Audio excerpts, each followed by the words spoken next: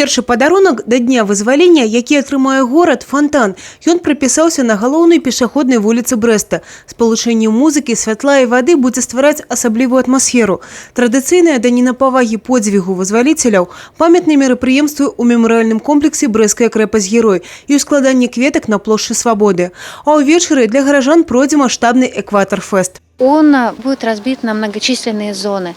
Зоны музыкальные, зоны танцевальные, зоны спортивные, зоны детские, зоны для женщин, зоны для мужчин. И, конечно же, будет несколько сцен. Предположительно, будет 3 сцены. И там будут выступать как брестские наши исполнители и белорусские исполнители. Ну и хедлайнером является группа «Градусы». Вечерняя симфонія тысячагоддзя прагучыць на плошчы Леніна ў 21 гадзіну.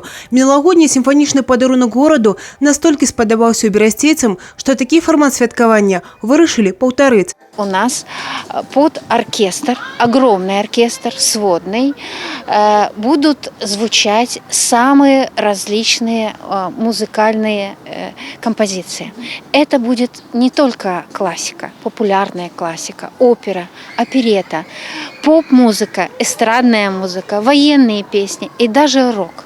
То есть каждый, кто придет на этот концерт, найдет для себя что-то интересное. Заквітнее горад ужо ў нядзелю. У гарадскім парку адбудзецца традыцыйны фестываль кветак. Удзел у прыгожым духмяным свяце прымуць навучальныя установы і прадпрыемствы горада. Адна з любіміц удзельнікаў фестывалю – ружа. Яна выкарыстоўваецца ў афармленні мноства кампазіцый. А таксама петунія, пеларгонія, аксаміткі. Усё будзе залежаць ад фантазіі удзельнікаў. Свой падарунак да дня горада рыхтуюць і ў камунальнікі – новую клумбу. Яна прапішацца ў парку. Подарок мы городу тоже готовим. Пока секреты я раскрывать не будем. Это будет интересная очень клумба, разработанная нашими сотрудниками, любителями цветов и красоты города, с которой с любовью и высаживаются в городе. Цветы у нас уже рассада сейчас готова для замены цветников для 28 июля.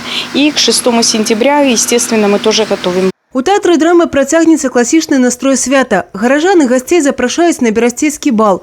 У першым аддзяленні на сцэну выйдзе гітарыст-віртуоз з Італіі Том Сінатра. Італьянскі музыкант ужо зачараваў публіку падчас студзеньскіх музычных вечароў і зноў вырашыў наведаць Брэст. В этом году у нас он один, но он приезжает с замечательным другом, пианистом, который тоже великолепно играет, и будет с ним выступать.